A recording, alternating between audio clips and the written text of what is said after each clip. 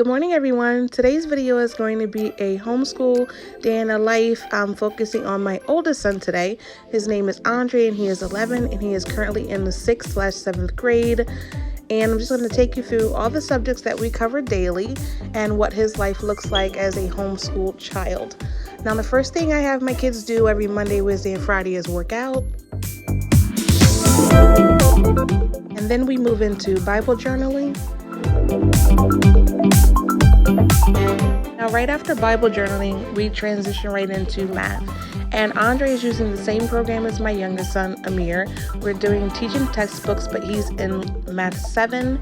And I like teaching textbooks a lot for a bunch of different reasons, but it's easy for the kids to follow. They usually have a lecture in the beginning, and then they do the problems that correlate with the lecture that they just went through. And in addition to having my son do teaching textbooks online, I have him do the grade under him. So he's currently working his way through this Spectrum math book grade 6. And I do that because I want to make sure that Andre is learning the new stuff that he's learning for grade 7, but also retaining all the stuff that we learned last year. So I do that with both of my kids. Like if Amir is currently in Math 4, I have a 3rd grade math book that he works through as well. So that way they're doing 2 levels at the same time.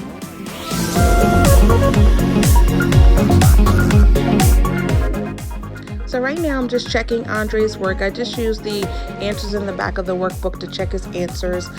This worksheet doesn't take him very long, about 5 or 10 minutes or so. But I'm glad this happened. The last part of his worksheet, he actually got every answer wrong. So you see me right there, I'm marking them all wrong and writing the correct answers. And Andre couldn't figure out why he got the answers wrong. So a great resource I use is always YouTube. He's a visual learner, so I like trying to find videos that match up with what he's struggling with so that he can watch it, because then he can see, why he made the mistake and then he can correct it. So that's what he's doing here. He's watching the video, seeing how to find the lowest common multiple for the answer, and then he's going to correct it in a second. You'll see. And there's one more point I just want to make here. As a homeschooling mom, you do not have to know all the answers. There's a lot of stuff that I learn every day with my kids, and I go to resources like YouTube, Google, Pinterest. I look at different resources and find the information that I don't know, and I teach my kids how to find the information they don't know. So that way, whenever we're learning something new and we're unsure, there's so many resources that we can reach out to find the correct answer. And just seeing this clip before this one can completely show you like how we did that. He didn't know how to do it.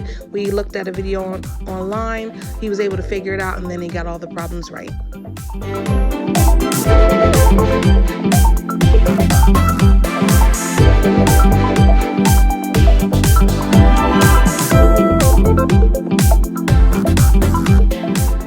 Alright, now that math is done, Andre's excited. He got the answer right. We're just going into spelling, which is really easy. He just has to look at this paragraph at the top here, highlight the words that are spelled incorrectly, and then spell them correctly on the lines below. And then at the bottom there, he's just going to read this prompt. He has to write an imaginary story using the 5 words that were spelled incorrectly up top.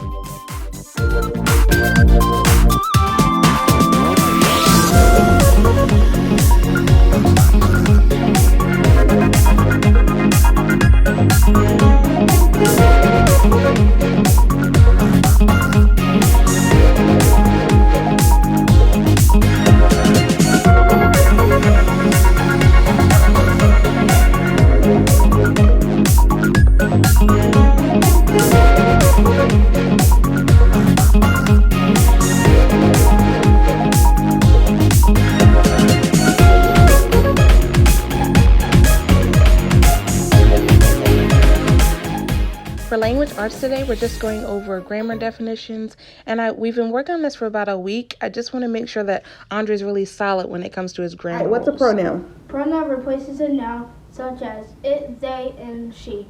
What's an adjective? Adjective describes a noun. What's an adverb? An adverb describes a verb. Preposition. A preposition is position. What's a coordinating conjunction? Fanboys.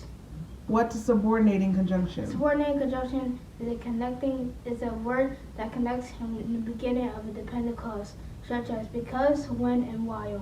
What's an independent clause? Independent clause is a sentence that can stand on its own. What's a dependent clause? A dependent clause is a sentence that cannot stand on its own. All right. What's an alliteration? Alliteration is words that sound the same that are next to each other in the beginning of a sentence. Give me an example of an The alliteration. wind whispered. Haha, you thought I was gonna give you the example. Give me an example of an alliteration. And no, it starts with the letter A. Andre and Amir had an amazing race. Andre and Amir, there's 3 A's. Okay. Kari, since you're jumping around, come on. Give me an example of an alliteration using a C. Kari. So you're doing K. Kari. No, it's a C. Oh, you spelling your name with a C? Okay. Kari called. Kari called Corinne. Kari called Corinne. No, Finish the Kari sentence. called Carmen. No, Corinne. Kari called a car. Kari called a car. No, Kari called Corinne. No, you That's can. All right, listen. Give Dukes, Jerome, come here. Give me an alliteration using the word J. And alliteration means what? When you have a sentence where you use the same sound for the first 3 or 4 words. So if you have to give me an alliteration sentence using the letter J, it has to be j, and then the rest of the sentence. Jerome, Jerome what? jump. Jerome jogs and jumps. All It's got to be day. a complete sentence. Jerome jogs and jumps all day long. Good job. What letter? You pick your own because you're the baby. A. Okay, give me one for A. Wait, no, B. All right, B. Baseball bat. Wait, You gotta use it. You gotta say a complete sentence. After language arts, we usually break for a lunch and I let the kids go outside for a little bit. And then Andre comes after lunch, he reads for 30 to 45 minutes.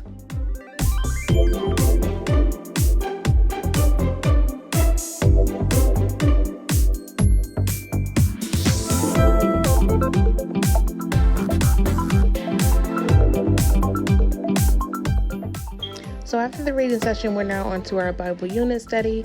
Today we're doing day 6. We're learning about animals and man. I have the kids watching a documentary on Netflix and learning about Leonardo da Vinci. And then for the art project for today, they are creating a self-portrait. Andre decided to do a self-portrait of himself and his younger brother Amir.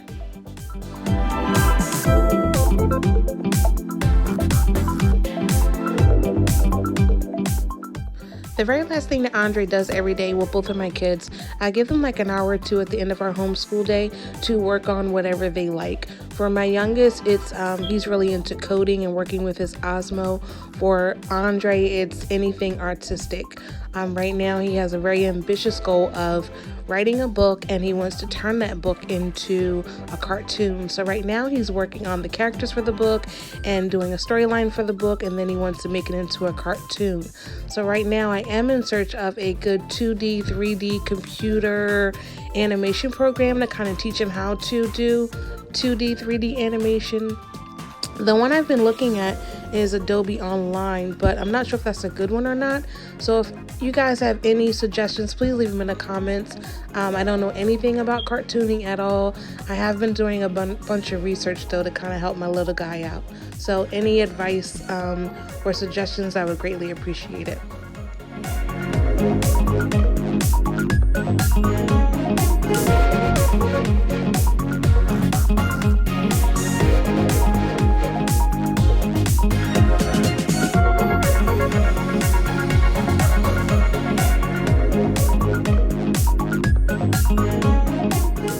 Alright, you guys, this is wrapping up our homeschool day. Well, Andre's homeschool day. I hope you guys enjoyed it. I hope it gave you some insight on what, a typical day looks like. Actually, no day is really typical. Every day is, vastly different. But I hope you were able to glimpse a little bit into our lives. And I hope that you enjoyed the video. Please subscribe if you like what you saw and hit the like button. And we'll see you for the next one.